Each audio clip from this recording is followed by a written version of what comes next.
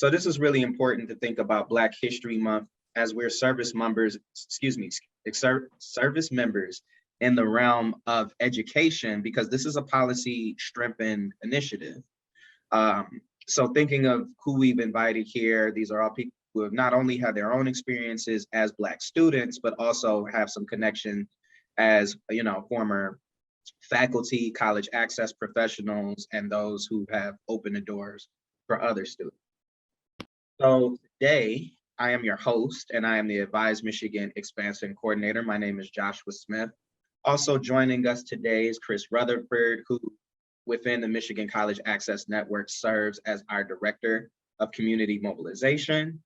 Onjila Odeneal, Deputy Director and former Intern Executive Director for Detroit College Access Network. Marilyn Washington, our Operations Assistant, may be joining today. I know that she has some other things to attend to, so she may be able to join, but if not, she's certainly here in spirit, has a lot of great experiences to share. Kela Brown, who not only serves as an advisor at Hamilton J. Robichaud High School, she also serves as this cohort's LeaderCorps representative. Anthony Clark, advisor at Eastpointe High School, and William Ketchum III, senior culture editor at Mike.com. And I'm going to brag on my panelists real quick. He has also written for Ebony Magazine, Vibe Magazine, Rolling Stone Magazine, and Billboard Magazine. So the goals of today's panel, what this larger discussion about Black History Month means for you as service members is, one, hearing the narratives of some of your colleagues and those who have struggled, much like some of your students will struggle. And I know that because of the dynamic range of work we're doing throughout the state of Michigan, some of you are working with more Black students than others, but I think that it's also about promoting voices. We know that our mission is to work with students who are first-generation students from low-income backgrounds, but also students of color. So even if this is more a derivative function of your work, we're hoping that by promoting some voices today, that will give you the opportunity to think about what your students are going through, even if they don't share a similar identity to some of the people on today's panel. So it's also a gateway to highlighting different identities and intersectional ties. And one thing I said when I did Black History Month last year is I wanted this to open the door so we could have a greater discussion about all the different identities that our students have and those intersectional ties. So whether they're Black queer students, whether they are identifying as Hispanic or Latinx, or if they're AAPI, or if regardless of their income level or whatever their experience may be, that Black History Month can continue to be a trailblazer as we think about different experiences of not just our students, but also you as service members moving forward. And most importantly, learn important moments of African American history. So this panel is not going to necessarily be from a historical perspective, but if you heard something that a panelist shared and that helps you do some research on your own, I know we gave a list of resources and an email to our service members. If there's anything that kind of has you walking away from this conversation wanting to know more, then that is the goal.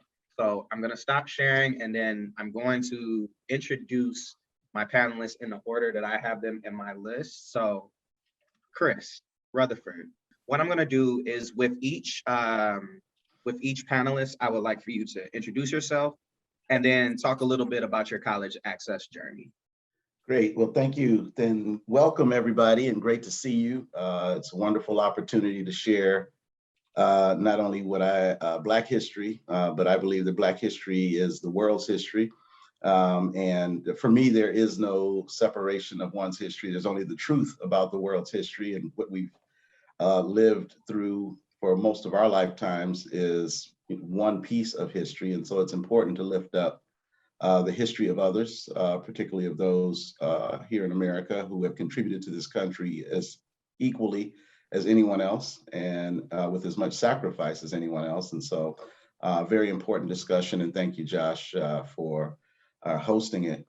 So my college journey was, I don't know if it was as unique or somewhat unique from any others or many others. I grew up on the northwest side of Detroit off of 8 Mile Road, came up in the 8 Mile Road Royal Oak Township community.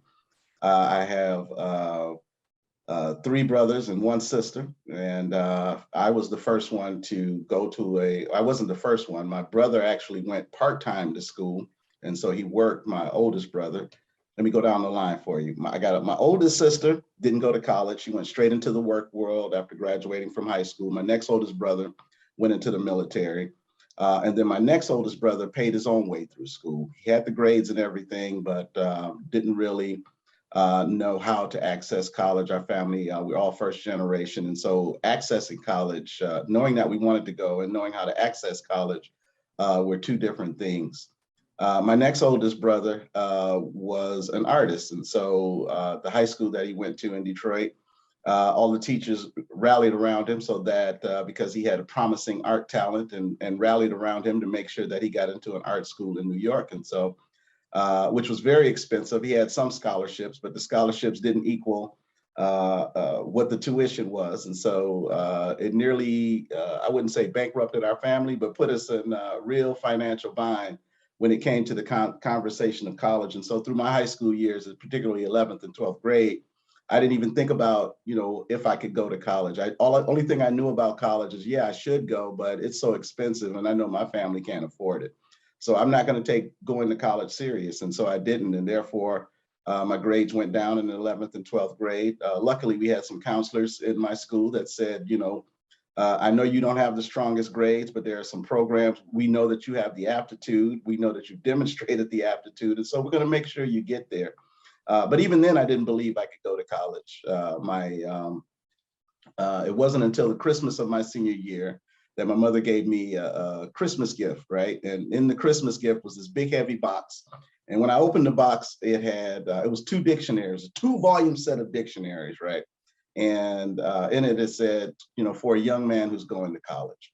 And it wasn't until the second half of my senior year that I started, that I really understood that I could go to college and started applying. I only applied to 3 schools, got accepted to 2. And that was I had like a high C average at the time and an average ACT score. And we endeavored to go to the cheapest one, which was Wayne State, down the street from my high school and almost down the street from my house. Love Wayne State. It's almost like a love-hate relationship, but as some people have with their colleges, but glad for the opportunity to be there and all of the experiences that I had. And so getting to Wayne State was a tremendous, even growing up growing up in Detroit, even walking on the Wayne State's campus, which is in the heart of Detroit, it was a tremendous culture shock for me. And just walking on campus and seeing the cultural differences, and not just seeing the cultural differences. You see cultural differences in the mall, in the stores, but when you walk into a campus in the heart of a majority African-American city, and the campus is majority white, right? Every class is majority white. It's like a culture shock, right? You immediately go into survival mode. You immediately go into mode of, am I good enough to be here? Am I smart enough to be here? It was this automatic assumption that everybody knew something more than you or had better than you, but you knew you could be there because you got in, right? And so that's one thing I always try to remind students who sometimes feel like, am I qualified or should I be here? It was like, they wouldn't have let you in the door if you weren't qualified, because it doesn't benefit them for you to fail, right? In fact, it only makes them look bad if you don't get through. And so so just know that by being there in the first place, you have what it takes to get through school. So don't be afraid of that. But initially, it took me a couple of years to really adapt to being in that culture, to having the type of discipline that was necessary to succeed, to navigating being a first-generation college student in a blue-collar family, right? I always talk about blue-collar families. When they send students to college, they don't understand what it means to go to college, right? Many times they understand college as a place where all you got to do is work hard and the rest of the time is fun and partying. But oftentimes we're navigating relationships, we're navigating cultures, we're navigating racial issues, We're navigating opportunities. Should I take it? Should I not? You know, what's the best path for me? And on top of that, you're navigating foregoing, you know, maybe working and having money in your pocket so that you can maybe afford a pizza every week or a Subway sub, right? $5 foot long. And so having to navigate those spaces and having to navigate that for me posed a challenge. And it probably wasn't until my senior year that I began to feel comfortable. The challenge with that is that most of our students don't make it to their senior year. In fact, I almost dropped out if it wasn't for a girl that I really liked, who had long since dumped me, but really considered me a great guy and a friend, forced me to re-register after I considered dropping out because I didn't see my value and my purpose. And she tricked me, actually, kind of used me, but she asked me to come pick her up to take her to go register at Wayne State. And it was probably going into my junior year. And at that time, I had decided I wasn't going to finish. Like, I was done. Like, I don't get the purpose. I'm going out here to make some money. I'm going to work, try to start me a business. And asked me to go down and register with her. And at that time, we used to register by hand. You had to pull a little card out and put it in a folder and that type of thing. And so I'm standing with her in line, and the lady was like, well, what's your number? I want to get you registered too. And I was like, oh, I'm not registered. And she looked at me and she said, you're smarter than I am. What do you mean you're not registered? And then she just began, her and the registration lady began to go in on me. She was like, let me look up your record. You're in good standing. Why aren't you registering? And so that she registered me right there. So I'm gonna put you in some classes and you figure out what you want to do after you take those classes. And they embarrassed me right there on the spot, because back then it was like long lines. So people are standing behind you waiting on you to get done. And so I got embarrassed, and that's how I got back into college, because I had totally hadn't even told my parents that I hadn't intended on going back. And if it wasn't for that moment, and luckily for Facebook, you know, she's happily married, but we are still friends today. But if it hadn't been for that one moment, I don't know what my life trajectory would have been. Thank you, Chris, for sharing that, man. I'm definitely heard some of my own college access journey and some of your experiences. I wanted to pivot to Onjila and give you the opportunity to talk more about your position and your college access journey. Hi there. Thank you for having me today, Josh. Thank you for the invite. Hope that what I can share today is valuable to, you know, moving forward with supporting students. Like, I'm very transparent as it relates to my experiences, because I think there is value in that to those who may hear it. Because a lot of times we don't know and don't realize that people are going through much of the same things that we've experienced ourselves. So my college access journey itself was very interesting. I did not apply to college. So, like, to kick that off, not only did I not apply to college, the shock factor of that was I was also salutatorian of my class at the second highest ACT at my school, like captain and president of every organization and sport that existed at our school, at my school as well. I grew up on, and just for my background first, and then getting to why I didn't apply to college. I grew up on the north side of Detroit, right on Dexter, Puritan area of Detroit. So like where I grew up, no one went to college. It wasn't even a matter of just like my family, but no one in my community went to college either. So it was just a foreign conversation to have that I rarely had with anyone. Everyone just knew that I would go because of what I did academically in school. But academics wasn't easy for me. I wasn't like a smart kid. Like, I didn't deem myself like a academically inclined student. I just knew from looking at my community and the trends and generational ties within my community, like my family was 4 generations, now 5 generations in that community. My grandfather moved there, built his house from the ground up, from Tennessee. So with that, it was like, the idea of going to college was like a taboo thing back, you know, when a lot of people talk about how being smart was not cool. It wasn't. So a lot of times, like, I hid the fact that I did well, but I also had to work extremely hard. I have dyslexia, like I just struggled in school. And so when it came to my peers, it was just like, oh, you're smart. But in reality, I was stealing books from the school. taking them home because we couldn't take our books home, to study on my own because I couldn't learn in a classroom setting. I learned that very, very young. I couldn't learn when someone's like talking at me, if that makes sense. I was put in a special ed class in 2nd grade because I couldn't like read out loud, and the teachers were concerned, so they put me in special ed, but I begged and pleaded to be pulled out of there because it was just like a placement off the strength, not because I demonstrated that I was incapable, but it was just they didn't like the fact that I couldn't read in front of my peers. I don't know, I just think education for me was just an interesting journey within itself, but looking at my neighborhood and looking at the fact that everyone always came back to this environment, no matter how they kind of ran away and said, I'm never coming back here, because my neighborhood was rough. So, it's not somewhere where someone aspires to be. So everyone wanted that escape, but it was either through sports, like we had a lot of professional athletes come out of our neighborhood. It was either they're running a business or doing some illegal things that they were going to leave our neighborhood. And for me, it was kind of like, no one is successful at the things that has been happening over the generations. What is the one thing that's missing?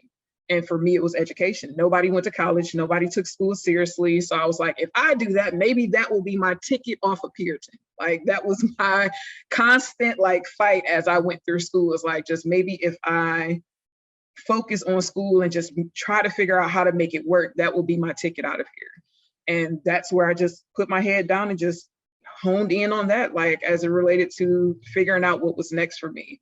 So the conversations and having someone to talk to about education didn't have it. Like, my family jokes all the time that I was adopted. Where did you come from? Like, I was the eyeball. I was a kid that sat on the porch and read books. Like, that was me. So when it came down to college access, my college access journey in essence started in middle school. So I had the middle school, I went to a Magna middle school in DPS, Halley Magna Middle School. And my teachers there just did not play any games as it related to our approach to life. I had a college list before I graduated from middle school. Like, that's how they hankered down. But for me, that was my first time in culture shock, because that was the first time that I went on the other side of Puritan. So the other side of Puritan, you have your Sherwood Forest families, like your more affluent Black families that live in the city of Detroit. So it was hard for me at that school. I hated it. I will not deny I hated that school. Every day I got out, I caught the bus to my neighborhood school. Like, to the point when I went to my friend's graduation, the teachers and administration thought that I went there. I did the after school programs at their school. Like, I hated my middle school. So with that, but academically, it set me in a place where I felt that I can actually achieve going to college, despite not having what I thought I needed to do it. But with that, I set my sights on going to an HBCU in middle school, and I bust my butt all through high school to get a scholarship to go to an HBCU. So at the time, I was heavily interested in law from 3rd grade. That's what I wanted to do. I wanted to be an attorney. There was no questioning what I wanted to do with my life from 3rd grade, probably all the way through undergrad. But my mom, at the time, when I was coming through high school, your parents has to sign off on your transcripts to be sent to schools, for any schools that you're applying to. And they was like, no, this is the school I'm going to. This is the only school I'm going to. I talked to the reps. They told me that I was a shoo-in for a scholarship. Just get my information over to them. Excited, went home because I went to the little Cobo fair. That's when we used to have a citywide fair in Detroit. Excited, went home, gave my mom the transcript papers, like, hey, I just need you to sign this so my transcript can be sent to my school of choice. Monday, after that, for the first time since elementary school, my mother was at my school. And I'm just like, what is going on? And I went to walk into the counseling suite, and my counselor came out, closed the door, and just bust out crying. And I'm like, what's going on? Did somebody die? That's what I'm accustomed to given the environments that I'm from. And she was just like, your mother told me that I can't send your transcripts to any all-Black schools. So after that, I was done. I didn't care anymore. And I'm the 4th of 5. So I have 3 older siblings and a younger sibling. And for me, it was kind of like, I was the only one that stayed out of trouble. I didn't cause any issues. I helped out with bills, like the whole shebang. And like the one thing that I want, the one thing that I'm fighting for, like I felt like she took it away from me. I was heartbroken. Like I punched a hole in the wall at the school. Yeah, it was bad. Like after that, I just turned off. I didn't care anymore. I stopped going to class. I mean, my teachers, like everybody knew, because then the word kind of went around that, you know, this is what happened, because I went to a small high school in Detroit. But I was hurt. So I was just like, if you want me to be like the rest of these kids and everybody else in the neighborhood, I will be. I'm not applying to college. I'm gonna sit at home and do nothing. So I was determined on being that, but my counselor and, you know, the coaches, they all felt bad. So I started to get a lot of on-site acceptances and scholarships. But I was horrible. Like I would say that year I was horrible. Like Michigan, University of Michigan, Ann Arbor came out to speak to me because I would have qualified for their scholarship opportunities. And I cussed that man out. Like I was angry, like, and it was kind of like no turning back from it at that point. And I ended up getting another full ride offer to Purdue on my birthday. I don't know who told Purdue what they told them, but they sent me this huge box on my birthday with 2 renewable scholarships that would have paid my full cost. I was a Pell student, like a full Pell student. My household income was less than $10,000. So need-based aid, qualified for all of it, but I received 2 $20,000 renewable scholarships, one for academics and one for athletics, to work with the boys basketball team. They sent me all the swag, jogging suits, hats, like everything, sent me a birthday card and was just like, we want to congratulate you on being a boy. Like, so I'm like, all right, this is where I'm going to go. Like, I'm excited. This is exciting. This is where I'm going to go. I was supposed to move on campus July that summer because I had to be there when the team actually got on campus. And 2 weeks before I was supposed to move on campus, my mother told me, you got to figure out how to get there yourself. Round 2 of heartbreak. Like, after that, it was like, I was really done. Like, you really don't want me to do anything. Like, you really don't want me to do anything. So the end of the summer of after I graduated, it was the end of August. My mom was like, we weren't talking at that point. We didn't talk after that Purdue incident. I did not talk to her after that. It was like, I don't have anything to say to you. So she was like, come to the grocery store with me. And I'm like, for what? You know, that's where we at this point. And she was like, you can either come to the grocery store with me or get out of my house. You know, so then I oblige and I get in the car and we ride towards the grocery store, but then she pulls into UD Mercy. And I'm like, what are you, literally grew up, I could see UD Mercy from, like, we used to go up there and terrorize those students when we was kids. But I could see UD, like UD was just not my interest. It wasn't an option for me. It was like, absolutely not. So I'm like, what are we doing pulling in here? And she's just like, I need to run in. They having some type of program because they used to do little things outside of kind of like the education stuff for students. We walked in and then she made me get out the car because I'm like, I'm gonna sit in the car. Like, you just need to run and do something and I'm gonna sit here. We actually went into the student center and they were set up at the door and they was like, what is the student's name? What? She know I'm not disrespectful. I'm not gonna cut up in public, but I was just like, what? When I say that day, so that was the last orientation for that incoming class of UAD. The very last one, and it's usually like for international students and kind of like students that are from out of state. That day was the absolute worst experience that I've ever heard as it relates to college access journey.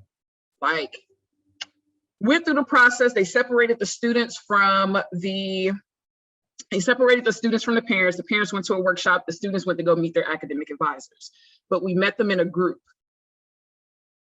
It was me and 4 white girls, and we were all pre-law students. We were all poli-sci aligned students. So she went down the line. It was just like, had everybody tell them, why were you interested in law? So on and so forth. So everybody's going on their dream stories of why they were interested in law. And she got to me, would not let me speak, pulled out a folder and said, seeing that you're coming from a Detroit public school, I would recommend that you go into academic explorations. And I told her, seeing that you also looked at my folder, you also see that I have straight A's and a very high ACT score. So I'm already upset because I didn't want to be here today in the first place. Two, you made me feel that I was less than in front of these other students, when actually, in my view, in terms of like what I contributed to this space, it was like UAD was the bottom of the totem pole for me for school. So I told her that, and then I got up and I walked out. From there, she was like a living nightmare through my entire college access experience. Like my first semester, I tried to get kicked out because I was upset. Like after that, like experiencing that and just everything that I went through with my mom, like my first semester, I didn't care anymore. I tried to get kicked out. Literally went into classes to purposely fail tests. That's how determined I was at that point. And with that, it was kind of like, I ended up getting all C's instead of F's. I literally went to my biology instructor because I'm like, I know I came to your test and failed all of these tests that you gave us. And he was just like, I just see so much more potential in you. He's like, I don't know what's going on, but I see so much more potential in you. So after that, it was kind of like, Onjila, you're only being a detriment to yourself. Like at the end of the day, yes, you're upset. Yes, things didn't go the way that you wanted to, but we need to put your thinking cap back on and get back on your trajectory, because do you really want to be back on Pearson? And as I asked myself that, Christmas break, I didn't have anywhere to stay. So like my mom had gave my room to my cousins, like I didn't have anywhere to go. So I ended up hiding in the dorms. Like my experience was my experience. That summer, though my cousin had moved out, she gave them all my furniture, so I like my bed and stuff. So I ended up having to sleep on the floor. Someone got killed in front of my house that summer. It was just like, this is why you're in school. This is why you, like, regardless if your pathway didn't look like the pathway that you thought that you would be on, this is why. So from there, it was just like night and day turnaround. I pulled out 3.8 every semester until I graduated. I was the first to qualify for 3 degrees.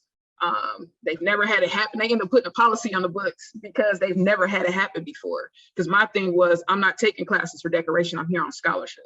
I'm not taking your random yoga classes. If I'm gotta take these additional classes, they go into another degree. So that was an interesting, because I had to like literally petition, like go through a whole shebang to petition for my degrees, but they made me select 2 and maybe 12 credits short with their new policy of the 3rd degree. I ended up getting my degrees in political science and business administration. But my whole dream for law, like kind of just through that experience and everything that I experienced my time there, because I did not graduate in 4 years. I graduated in 6 because of the academic advisor situation. Like she kept pushing classes back that I needed to graduate and just told me she wouldn't substitute them. And it was just like a journey. So after that, like I had a youth program that I started when I was 15. I ran it until I was 25 in my neighborhood. And for me, I couldn't leave those kids. And I felt like they needed me more than my legal dreams needed me. So that's when I was just like, I pursued law all the way up to this point. How do I make a shift? I went into community organizing, community development, and eventually landed in education. So here I am today. Onjila, as a moderator and a host, I just want to tell you, I admire you. From a base brat to a Halle kid. I'm glad to be doing this work with you. Appreciate you sharing your story. Thank you so much. I'm going to toss it over to Kela Brown, our LeaderCorps representative.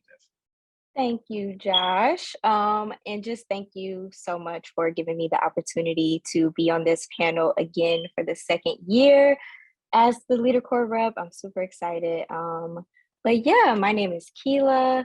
I am a 2nd year advisor serving at Robichaud High School. And so my college access story. Okay, so starting, I'm from Detroit, Michigan, on the east side, to be exact. And I'm the youngest of four, but I'm also the youngest out of 16 grandchildren for my grandmother. So I kind of like to joke and say everybody in my family kind of feels like they're my parent. And I'm also the only one who attended college. I was the only one that was stamped on. It seems like as soon as I came out of the womb, they was like, yep, Kela, she going to college. And so that was kind of that. And as I grew up, especially in the neighborhood that I grew up in, similar to Onjila, I just knew I did not want to be on the east side my whole life. I love the east side. I'm always claim the east side, but like I can't live there. And so I wasn't an athlete. I was good at music. I love music still to this day, but I didn't really see the financial outcome from that, especially having people saying, oh, you just want to sit and play the drums all day. You're not Sheila E. Like, no, go to college. And so I was just like, all right, this is my only option. Let me do the best I can with what I got. And so thankfully, I went to a high school who prided themselves on preparing students for college. And so I had a college advisor help me with things like FAFSA, college applications, all that good stuff. And somehow, some way, I always like to say that I landed at Oakland University. And when I got there, oh my God, it was a complete culture shock. So in the summer, though, I was a core summer bridge student through the Center for Multicultural Initiatives. And that really is where I found my home at Oakland, because it was majority Black students in a program, majority Black mentors. One of the panelists, Anthony, was one of my mentors. Shout out to you, Anthony. But yeah, so I thought this is going to be great. I got a support system. I'm going to be okay. First day of class, walk in, white professor, white classmates, only Black student. Like, I felt like I was the only Black student in the whole building almost, because everywhere I went, it was like, where am I? And so I began to really struggle academically because of that.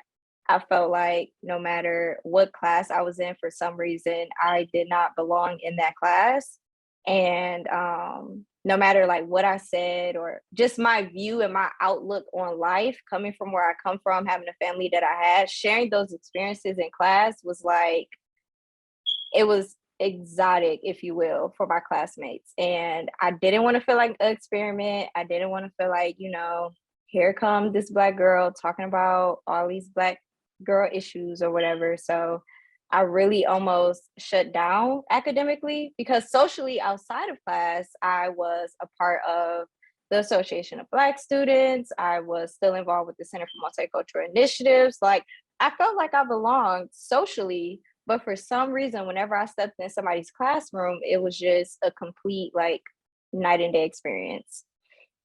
And so it wasn't until my last few years at Oakland that I began to realize, thanks to the help of someone named Lawrence, he was my mentor still to this day, but he made me realize that my Blackness and my Black experience is exactly what Oakland needs. Like, this is what not just the students at Oakland, but this is what the staff at Oakland need. Like, your experience matter, you being here matters.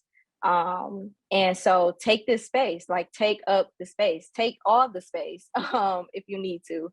And that kind of really lighted that fire back in me, to not just to see academically, but just outside of academics now as well.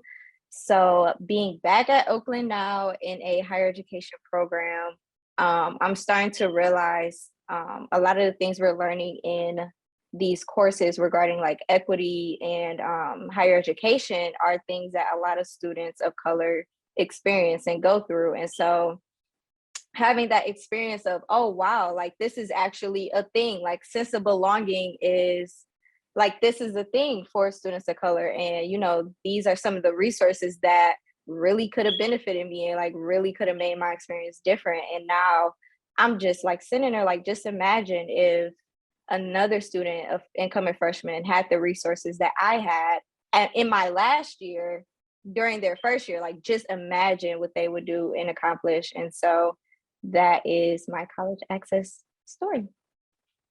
Thank you, Kela. And that's such a great segue because you referenced him during your college access journey. I'm going to toss it to Anthony.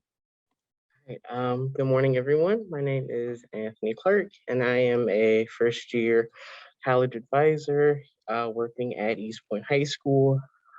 So as I was thinking and reflecting back on my college access story, I thought of, for me, what I wanted in terms of like mentorship and actually finding a voice. And so I'm an only child. I grew up in Detroit as well, and college was always something that basically I was going to do. It was sort of like an unspoken rule requirement that like I was going to go to college. So thinking back then on like my junior, senior years of high school, as I was really starting to think about like what I actually wanted or where I wanted to go to college, I stayed pretty local. I'll never forget when I got into Ferris and I was really excited. And then my dad was like, yeah, you're not going to Ferris. So it was either between Oakland or Wayne State. And I lived really close to Wayne State. I was like, I kind of want to get away. But the thing that I think kept me at Oakland and what drives kind of my my goals right now was really the core, the Center for Multicultural Initiatives, because it was really a space where they gave you a voice, a sense of belonging. Because again, when I went to Oakland, as all the panelists have said, there is quite a culture shock that happens. And for me, like my actual like mentor that freshman year is probably what gave me the confidence to be able to like persist through that freshman year, help me navigate spaces where I was the only like Black student, trying to figure out kind of who am I on a campus that doesn't represent me or look like me. So kind of thinking about that, core really was for me and CMI kind of the road to where I started thinking about understanding the power of like mentorship and actually finding your voice like within a space. And when you have that voice, making change within it. So I had a supervisor, his name was Mr. Hunter. And he was a mentor that basically gave me the opportunities to work within the CMI office and to just grow like my confidence, because he saw something in me that I didn't see in myself for a very long time. And so through those experiences, I realized that for me, college access is about providing that space and making sure that people are represented and that representation does matter. So that is pretty much my college access story. That's powerful to hear that, Anthony, and thank you for sharing. And I think that it's good to see you as a representative that'll also help your students figure out what their next step is. Last but not least, for our panel introductions, Mr. William Ketchum III. Good morning, everyone. In terms of my college access, I think I had a fairly privileged background. So my father was a teacher at Delta College. He taught English for the better part of 30 years, 30 or 40 years. So education was definitely emphasized when I was growing up. I always had to, like anytime I wanted to know what a word meant, my dad would never tell me. He would be like, look it up in the dictionary. If I turned in a paper, like I could never turn in a paper that wasn't near perfect. So between, my dad's background and my own passion for writing, I pursued journalism for my career. I ended up going to Michigan State for their journalism program. Had, a lot of pros and cons during that experience, but one of the pros is that I had a lot of incredible mentors, and I had a lot of lifelong friends that I met there. While my access to college was sort of was a lot more privileged, my experience once I got there had a lot more ups and downs, which I'm sure that I'll get into throughout the course of this panel. All right, thank you. Thank you for sharing. So obviously the stories end up becoming a huge part of this panel. So I definitely wanted to give as much time for as many of you to share your background without limits as possible. And the thing that I did differently this year from last year's panel is that kind of had in mind some of your personal experiences and ways that we're connected. So I think I'll start in reverse and start with you, Will, because the funny thing about our connection, we're both second generation college going students. And we had this experience at Michigan State together in the same class. And our background of actually meeting each other at our orientation at Michigan State, where we looked around and we were like, oh man, kid from Saginaw, kid from Detroit, and there's like 5 of us at this whole orientation, not, a program, but there was like 5 of us on this campus. And I just wanted to touch base with you, like, because you said your college access story was pretty easy, but then when you got there, you noticed that there were some challenges and roadblocks for you. Just wanted to give you a chance to discuss what that looked like for you. Yeah, so wow, it still trips me out sometimes that we met during freshman year and didn't become friends until senior year, junior year, senior year. But so I was pursuing a career in music journalism. I grew up reading magazines like Vibe and The Source and Double XL, just like obsessively. And my goal, at that age was to basically start my own magazine one day. And I was realizing that Michigan State's perception of journalism, which is, legitimate in its own ways, was completely different from mine, right? Between my own aspirations and my own connections through my dad's job and my own sort of eagerness to get started, I was able to make a lot of advances in my career while I was at school. But a lot of those advancements weren't really respected by the actual administration. So as an example,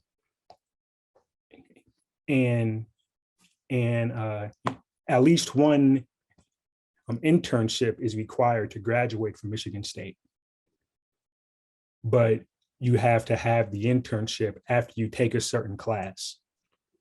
Now, this class was a class that most students will take in their second year or their third year. Now, I was able to get 2 internships at the Saginaw News, which is my, hometown newspaper. But I failed my first journalism class, which meant that I took this other class to make the internships count like a year late. And even though I had, these 2 internships, they weren't allowed to count toward my college credit, right? One of the more memorable experiences, which Josh is going to know about, I was part of an organization called Unity, which was a campus organization dedicated to building diversity in journalism. And during our senior year, I believe, all of the seniors in the organization were being honored at this event that was basically honoring all of the journalism students in the school. And now by this point in my senior year, I had already written for a lot of these magazines because I was writing for them as a freelancer. I was pitching as a freelancer while I was in college. So at this point, I had already interviewed people like 50 Cent, who a lot of you won't know for music, but used to make music. I had interviewed 50 Cent, I had interviewed Nelly and a lot of other people. And I was writing for magazines like, I think I had already written by XXL around that time. I had a cover story for a magazine called Elemental. So I had already interviewed all of these other artists. And at this event where the journalism school was basically supposed to be honoring everyone, they were reading off everyone's accomplishments. And she read mine. So the head of the J school at the time, I don't think she's still there, but the head of the journalism school at the time, she read off my accomplishments that I had, provided on my sheet. And after reading off everyone's accomplishments, she walks up to them, shakes their hand, and hands them a little paper that was basically like, congratulations. And when she walked up to me, she shook my hand and she said, "Oh, hip hop." But she said it in a really like scoffing, in a very scoffing, dismissive way. And I remember thinking like, so you respect all of these journalists who wrote for the campus paper, but you don't respect but you don't respect me for for writing for magazines in New York City and LA and, I'm out of the country.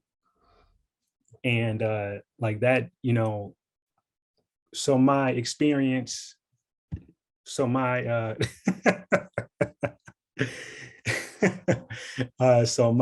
experience there, like I had experiences with white faculty and white administration where my work wasn't really respected at all.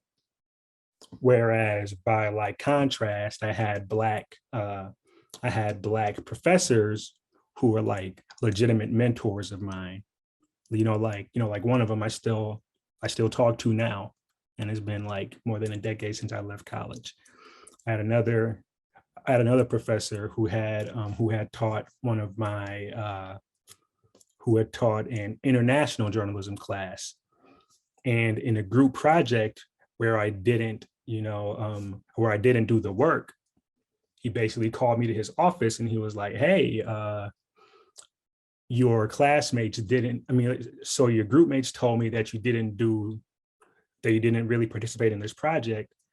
And that's too bad because I'm familiar with your work and you're like a pillar of your community. So, so you need to be a lot more productive in situations like this."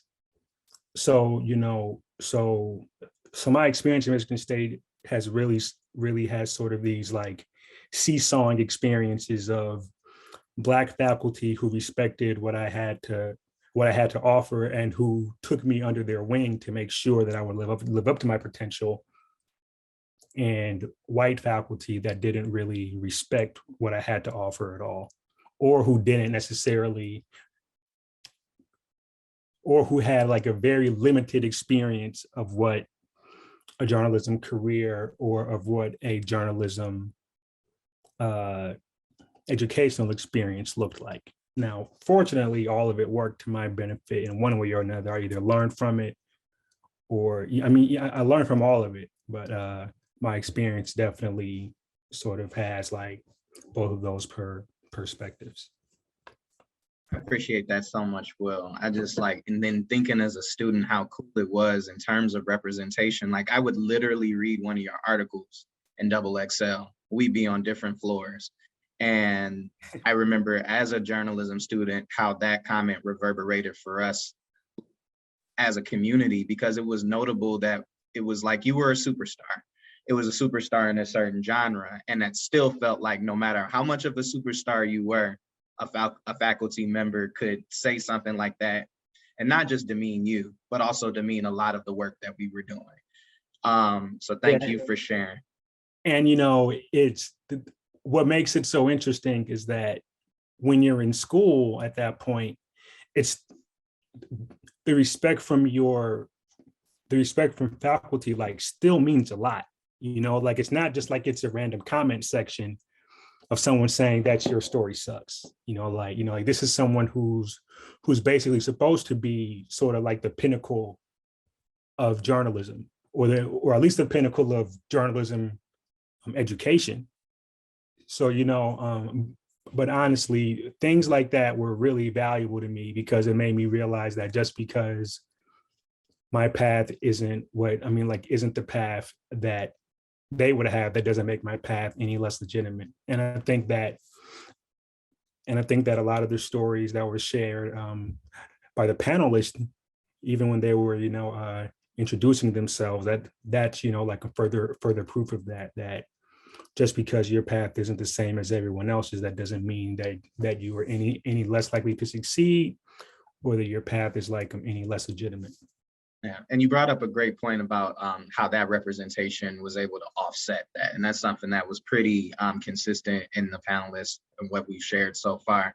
So thinking about Anthony and Kela, you both are directly doing service this year in different ways. Anthony, want to start with you specifically about your position as a Black male advisor, something historically our cohort has not necessarily been well represented with. I know that I've had some years where we, in Advise Michigan specifically, where we maybe only had one Black male advisor. And just thinking about what that means for you and your community to kind of have that role, what is your approach to mentorship, knowing that your students may find themselves in similar situations when they're on a college campus, or as they're, you know, making their transition from Eastpointe to figuring out the rest of their career? So I'm actually really reminded of this educator, Rita Pearson, who says that every child needs an advocate. And that is the way that I see my role in working with like Black youth and with just like Black men, making sure that they have a voice, they have space to be who they are, and to just listen without responding, to allow them to know that, you know, in the school where there aren't that many Black teachers, Black counselors, that, you know, it's okay to just talk. It is okay to be able to express who you are, because it's important. So I think often about my role is just kind of being that support, being the cheerleader that is there to listen to them when they're talking about their life, when they need comfort, when they just maybe need silence, and to give them that space for silence, and to know that that's okay, and to really validate, you know, their feelings and who they are. So kind of my hope is that I'm able to just give them a sense and a knowing that there are people in your corner, that there are people that look like you, that are in these spaces, and that hopefully I can not inspire them to not not necessarily like inspire them to sorry. No, I mean, it is inspiring them to really find their own path, and to know that it's okay, and to provide them the resources. Hey, Anthony, look, you're doing us a service today. So I know, like, you know, I put that in the chat, take your time.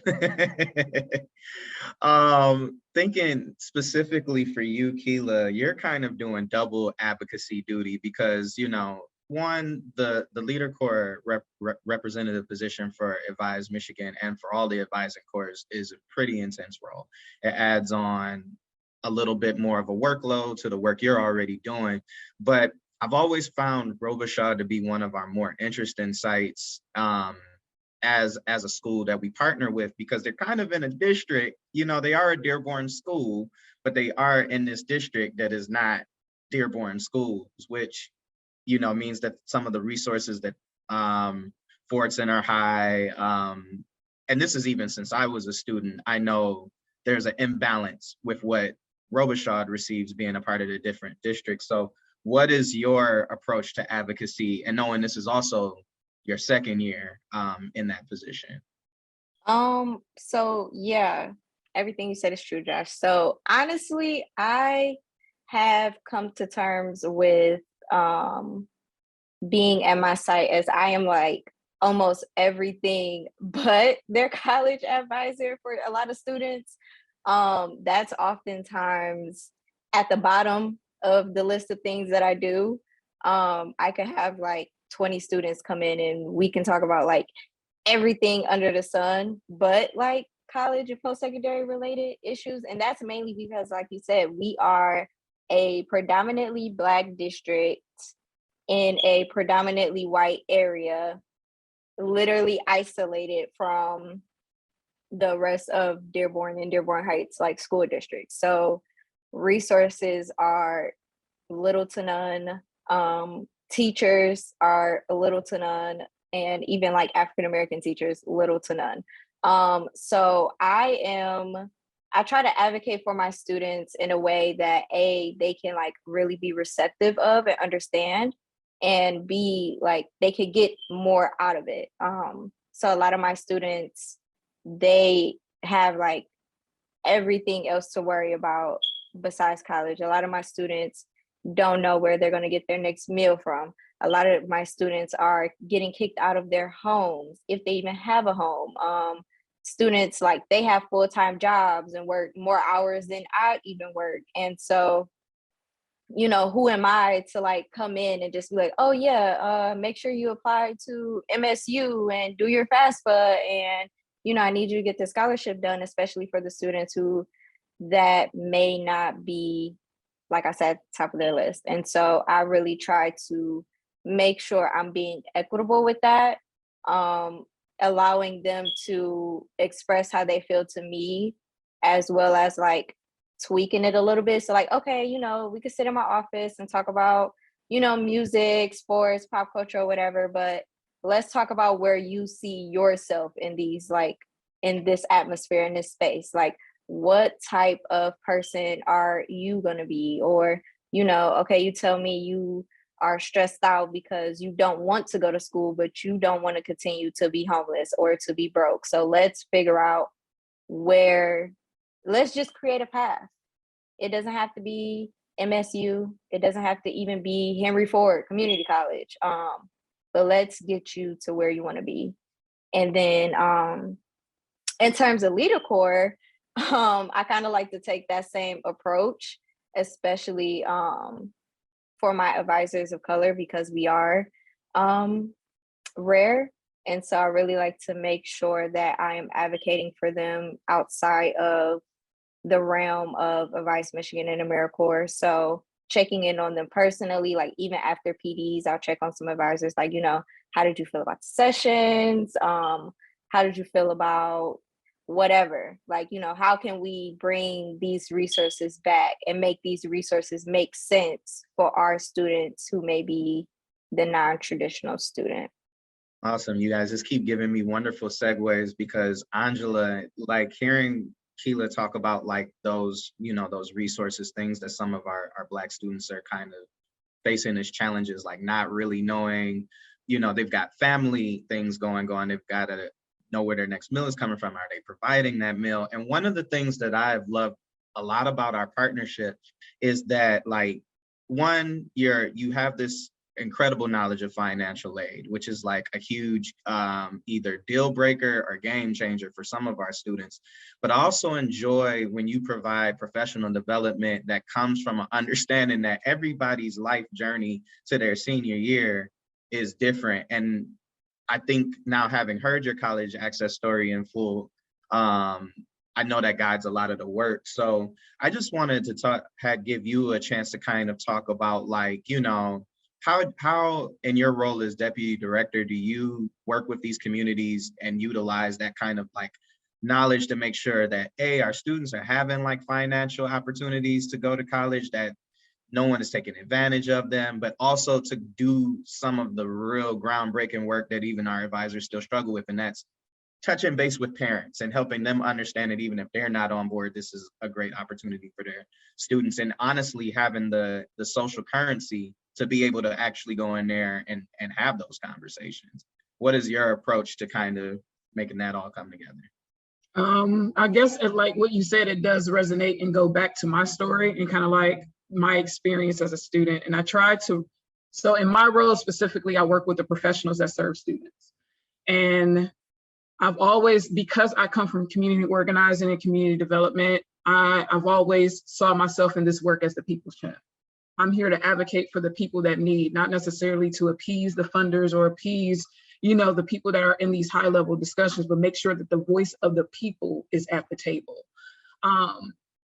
And I pride myself on that, because it's rare that sometimes at these tables where decisions are made that you're hearing it from the perspective of those who are actually needing the services.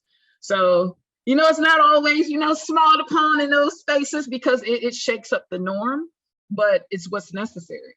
So much of what us talking about how we try to help students identify their pathway and identify themselves in this space, I try to make sure that those who are making decisions on behalf of the, you know, those who they're looking to serve are keeping their pathways and their interests at mind when it comes to it. So like me being a first generation student, I know someone mentioned earlier about like what I experienced with my mom. My mom dropped out of high school in 10th grade. Like for me, when it comes to the bringing the parent to the table, when you're working in communities that are primarily first generation communities, you have to realize like there's this thought that the parent has a contribution to this space, when a lot of times the parents feel like they don't have a voice in this space because they don't understand it. They don't know where to start. And my mom has apologized years on years for what she did as I got older and was able to educate her on what that pathway was for me and how she saw how hard it was for me at UAD. Like she constantly like, I'm so sorry, but you wouldn't have met your friends, like, or you wouldn't have stayed in the community. She tried to keep those little things plugged in because I was angry, like all through undergrad. And with that, it was kind of like remembering her view when I support schools and support professionals, because everyone, it's a finger pointing game in our communities. It's the parents' fault, it's the administrator's fault, it's this fault. And it's like the reality of it is, if we have the child at the center, we have to learn how to work better together to best service that child. And if we're in a space where parents don't understand, why don't we create spaces to educate them? It's rare that you see in a lot of our schools that people are pouring into those who don't know, but just expecting them to deliver. The first time in a lot of these schools that you talk to a parent is when you want their taxes. What? Like what parent is actually like, I haven't talked to you the entire 4 years my kid been there, you want my taxes? I don't want to show nobody my taxes because you're going to turn me into the feds. I don't know what actually happened. I just know I got this refund check because I let my friend file my taxes. So we have to be mindful of these things when we are supporting the communities that we deem ourselves supporting. Like thinking about their experiences and what they're enduring in life. Like when I get calls about emergency case situations or dealing with a combative student, because I was a combative student. So usually people call me in like, I've had her tried to pair up with a mentor and put her in this program and so on and so forth. The reality is, like Anthony mentioned earlier, take the time to listen.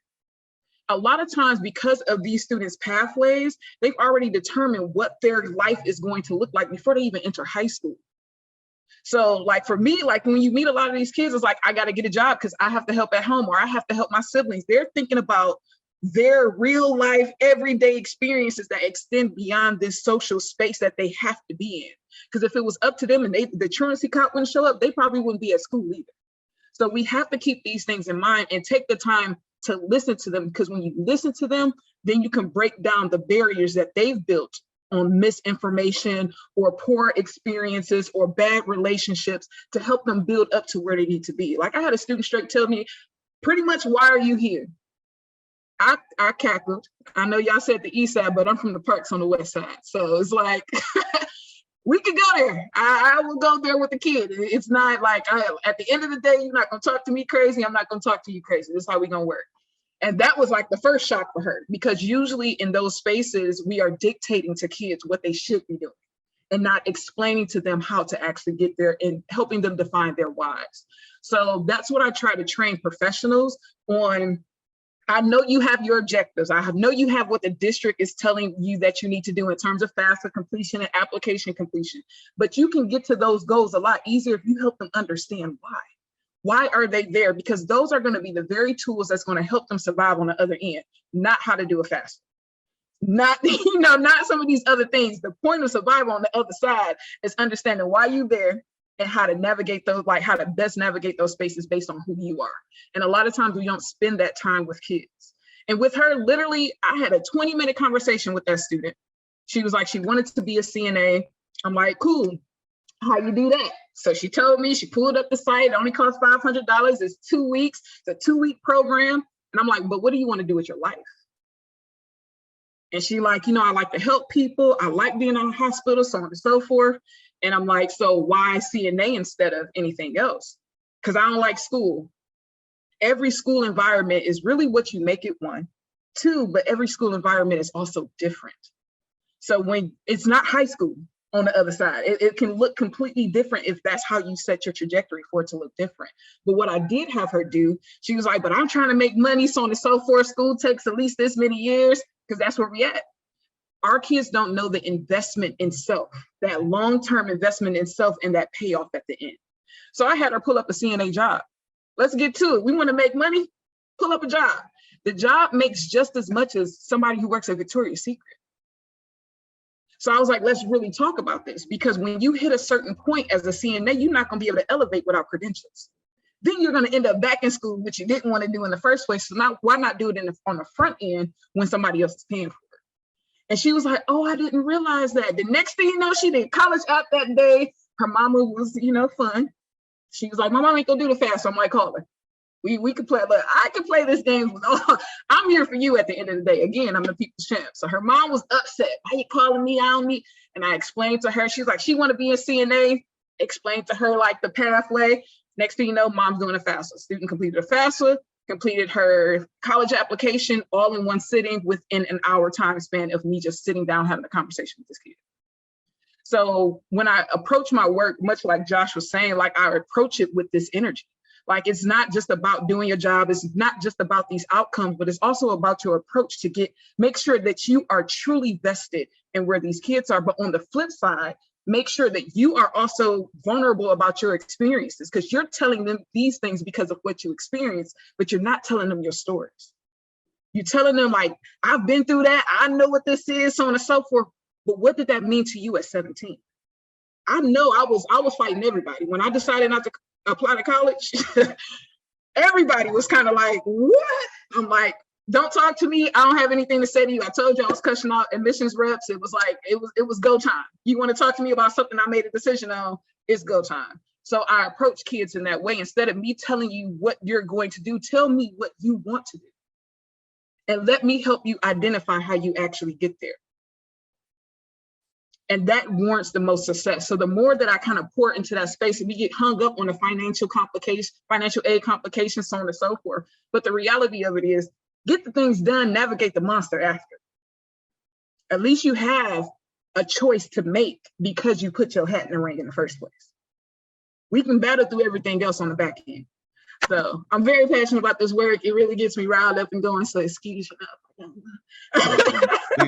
we like passion around here, and I'm thankful. That's why I'm always okay with being a moderator for these panels, because I do a lot of talking, and this gives me the chance to listen and hear everybody else. So Chris, this was kind of divine for you to be last, because you're going to probably get the hardest question of everyone, but honestly, it speaks to your experience, because you've really touched everything, just about every experience that the panelists have had today. You've been a director of an advising corps. This will be the only time I'll say go blue. You've also, you've done your form of mentorship, and if you've been a Black man in this college access space, you've also used your writings and your influence, and even thinking about Kent State, you have this experience at Wayne State where you are able to take over this space and advocate, which leads us to your journey here, being a member of the Michigan College Access Network. And as Director of Community Mobilization, you're now a community liaison that kind of helps be the glue for a lot of what our service strategy does, a lot of the connections that we make with our communities. And I just want to know, you get the hardest question of all, where do we collectively go from here? What more can we do, whether that's MCAN, whether that's Advise Michigan, whether that's College Completion Corps, MSU CAC, MCAC, DCAN, you kind of have these, you're the guy, you have all the connections. So I would love to hear what your thought process is. How do we work with our Black students, and how do we kind of bring more awareness to some of those unique challenges that they face, some of the unique challenges that we face as caregivers, thinking about the advisors and those who support the caregivers? Yeah, thank you, Josh. That is the hardest question. I think you just added glue, as I'm going to add that to the last line on my job description. I appreciate that. But yeah, so, in this work with MCAN, as we define it, and we look at the imperative of equity and equitable situations, our communities who are taking on this work have to be challenged to go deeper in terms of how they look at it. So at MCAN, one of the things we do, and you all know it as advisors and completion coaches, is we begin to disaggregate the data, which many communities are afraid to do, right? It's really easy for a community to say, oh, well, majoritively our students are doing well, right? But ultimately, when you disaggregate data, you realize at some point that no, all of your students aren't doing well, and you can't just overlook those that aren't doing well, because that's not education, right? If you just want to plug people into a hole, you're going to plug people into the wrong holes. But to truly educate someone and not just train them, and if somehow they don't make the cutoff of the training, then, oh, okay, well, then they don't get to actualize their fullest selves, is something that has to constantly be fought. MCAN is on the right path, and we still have miles to go to really get to where we can educate communities. I do realize that as I work in the various communities across the state, some of the people that we work with are the most progressive people in those communities. And so they are ultimately carrying the torch, particularly around equity, particularly around students of color. They're carrying the torch in communities that really don't care if those students achieve. And so, my role with MCAN is sort of to help guide them and to give them the tools to have those conversations, to have those brave conversations in this state. Unfortunately, Michigan has become one of the most regressive states when it comes to educational equity. And I say that on the heels of our governor making historic investments into education, which while meaningful, simply aren't enough. Like, there's still tons more that need to be done. We still, find that systematic institutional racism is still pervasive and is still prevalent. If you look on the boards of, and many of the organizations that we at MCAN interact with, if you look at their boards, they're still governed by mostly white men. And the system itself was governed to support only white men, right? So we can, this is Black History Month, but we can even talk about, women weren't included.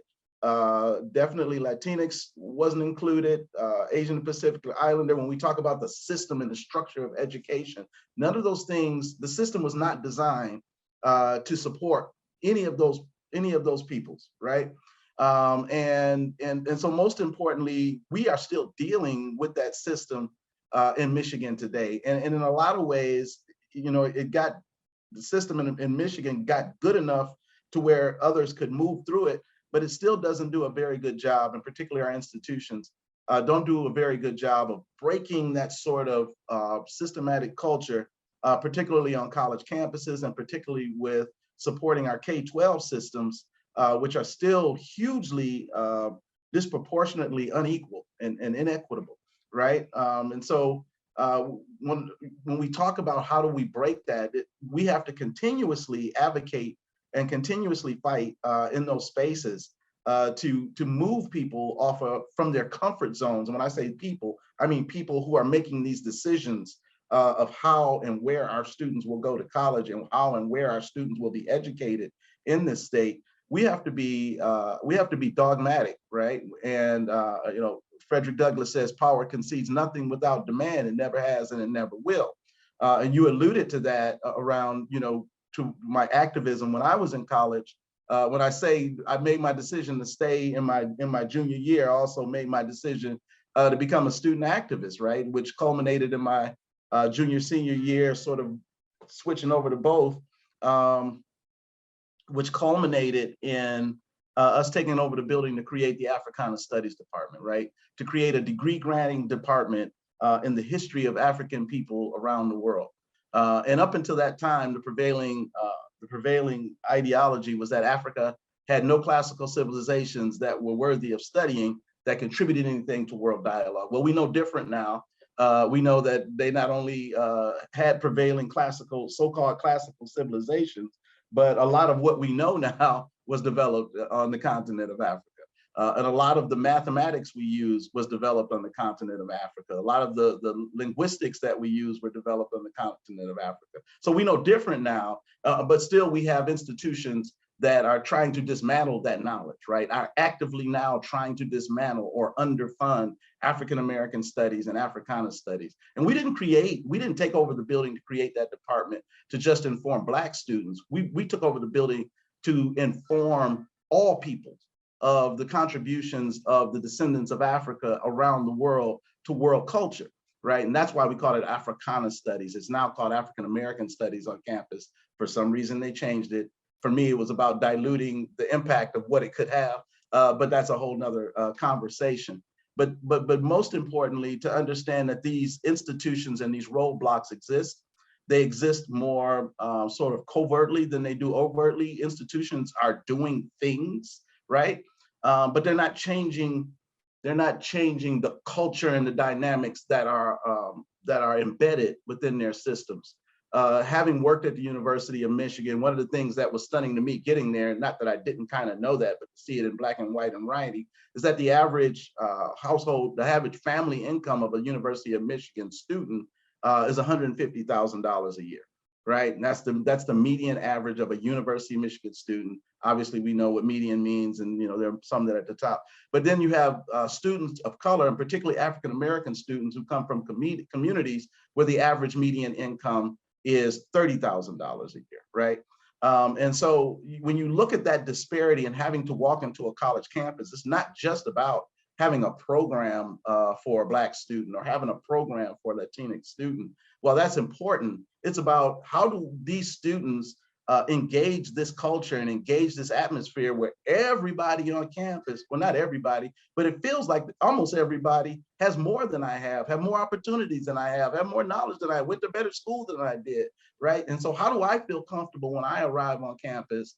And what are my experiences when I get there, right? When I have a college tour, do you provide another Black student to take me around the campus to help me navigate? Or do you bring, and it is about diversity and experiences, and you can't be on a college campus and not have diverse experiences, but how are we intentionally creating these diverse experiences at the same time being conscious of the individual student needs of the students that are on this campus, right? And particularly when we're talking about in Black History Month, African-American students, what are their needs? And it's not just a group or a club, but what are their needs? How does this university change its DNA is what we're saying, to help this student, to make sure that all of our students have an equitable chance of succeeding.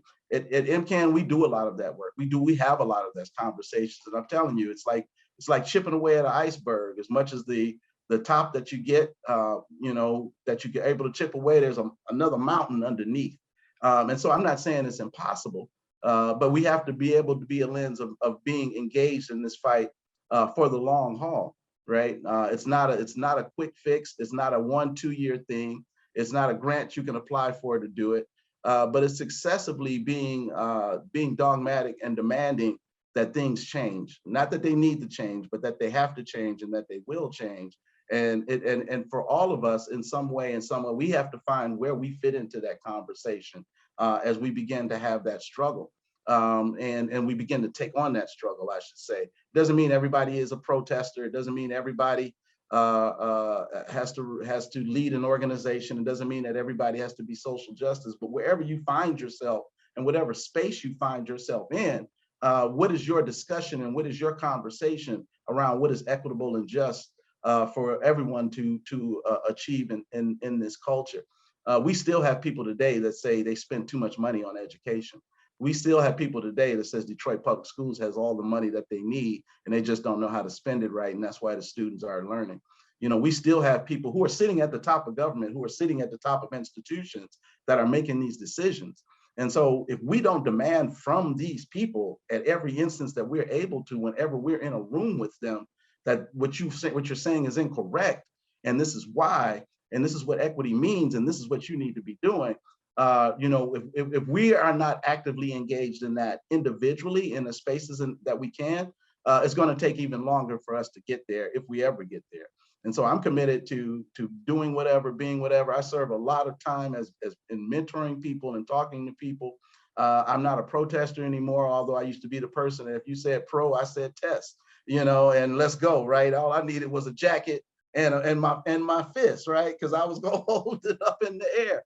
And I was ready for anything. But as you get older, you realize there are other ways you can influence power dynamics, and it can get disheartening. And so part of my job is to encourage people like yourself, people like Brother Ketchum and others in this group who are navigating the world that many of us have left for them to navigate, which is still not perfect and still doesn't work for everyone.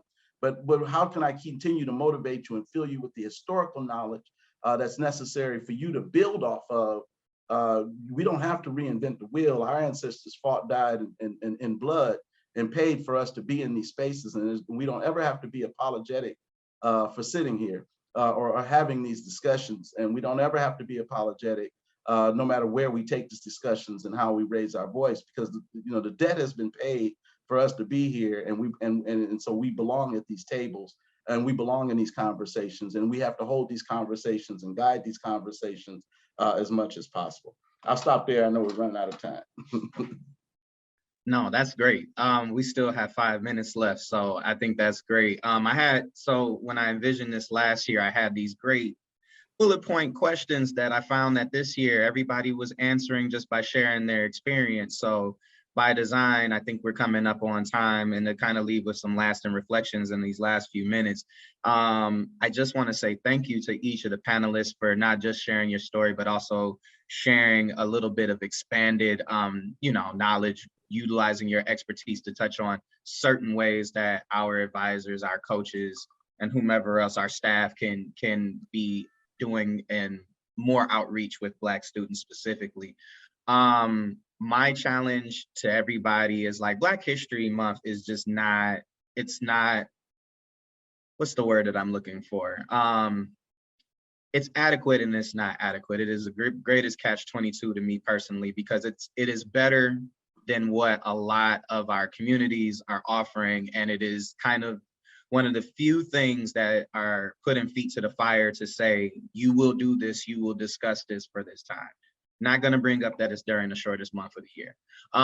But also knowing that there's so much more to go from here, because the one thing I think about, I was joking with a friend a couple of weeks ago, and I was just like, well, nobody wants to help Black people navigate or embrace Black spaces. They only want to embrace Black spaces when they don't want to be on camera at a Zoom meeting, or when they want to be an ally on Instagram and someone told them to put their Black space up. So I want y'all to think about that going forward. I know that sounds kind of Umarish, but like, no, for real, like there are so many more opportunities to be involved in your student due to your colleagues and what your students are going through by learning more of their experiences. And I know that's a challenge for me when it doesn't relate to my identity. So if the one thing that you walk away from today's panel is kind of getting to know somebody and hearing an experience that you hadn't heard before and taking that to heart, then we're glad that we can provide that. We want you all to be champions in your communities and not just interlopers, for lack of a better word. And that's really what's important when we talk about systems and structures, and even the dreaded D word, data. Like, it is important because a lot of people seek to create partnerships in some of the districts that we spotlight today. And it's always about, there's money here and there's opportunity. And realistically, what happens is that our students have these people in our lives that are kind of not fully in their lives, that aren't really ready to be in the trenches with them, and then they leave. And that kind of trust, if you can look at some of the stories that were shared here today, can stay with somebody well into their adulthood. Sometimes we can use that as fuel to turn around and then affect somebody else's life, but it makes it more difficult for us to be able to navigate. And some of your students are going to see that this year. So none of that, that's not to guilt trip anybody about what they're doing, but you've heard the experience of people who have dedicated their lives, at least to this point, to championing the communities that they come from. To Chris, Onjila, Kela, Anthony, Will, and even Marilyn, who could not be here today, I wanted to say thank you all on behalf of Advise Michigan, on behalf of MCAN, and thank you for sharing your time with us today.